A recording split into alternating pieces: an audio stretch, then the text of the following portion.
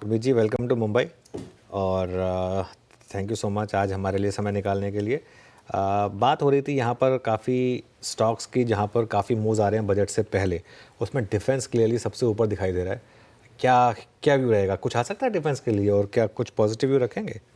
बिल्कुल अनुज, और थोड़ा मुझे लगता है कि गवर्नमेंट ने कुछ डिले किया कुछ ऑर्डर्स में, जैसे पिनाका रॉकेट का ऑर्डर परसों सीसीएस ने क्लियर किया, जो कि 10,000 करोड़ का ऑर्डर था। तो आपको थोड़ा सा कैटेगरी वाइज जाना पड़ेगा। पिनाका रॉकेट का जो भी ऑर्डर आया 45 किलोमीटर वाली रेंज का आया है। 120 किलोमीटर की टेस्टिंग चल रही है। ड्रोन्स और रोबोटिक्स को लेके रक्षा मंत्री ने बोला कि 25 will be a year of modernisation of defence. वो बहुत बड़ा स्टेटमेंट है।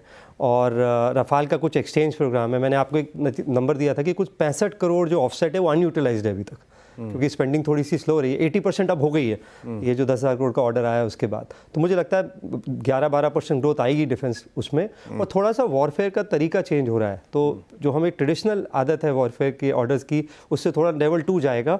टेक रिलेटेड होगा, चाहे वो ड्रोन्स है, एआई रिलेटेड स्टफ है, रोबोटिक्स है, तो वहाँ पे थोड़ा सा सिमुलेटर्स है, मॉडर्न वॉरफेयर जो कहते हैं, जो चेंज हुआ है उस पर फोकस करना चाहिए। तो हमारे पोर्टफोलियो में सोलार इंडस्ट्रीज़ है, जेन टेक्नोलॉजी है, हम और भी कुछ आइडियाज़ इस पर और रिसर्च कर रहे हैं। ये पीएसयूज में और क्या जोड़ा है आपने इस वक्त? मतलब अभी तो डिफेंस में तो आप बहुत जगह चले गए, प्राइवेट में भी चले गए, और कुछ पीएसयूज जोड़ा है आप लोगों ने अभी?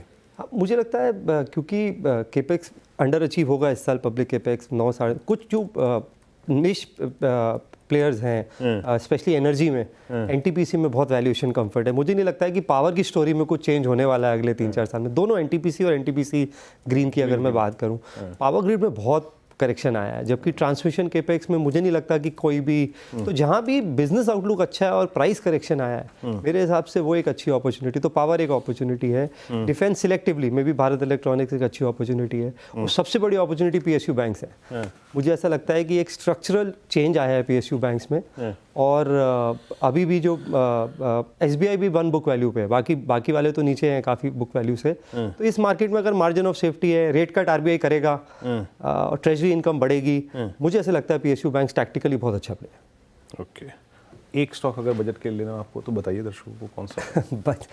बजट के लिए मैं अगर एक स्टॉक की बात करूं तो मैं रेलवे रिलेटेड स्टॉक्स पे फोकस करूंगा। मुझे लगता है कि जो मेकर्स हैं, टीटागढ़, करेक्शन आया 40-50% का, और वंदे भारत का फोकस जो है, और जो ओवरऑल फोकस है रेलवे के पेक्स का, बड़ा कुछ बजट बढ़ भी सकता है, 2.5 लाख करोड़ से 3 लाख करोड़ जा सकता है। चलिए पाजी, आ रहा हूँ आपके पास वापस एक बार, थोड़ा आगे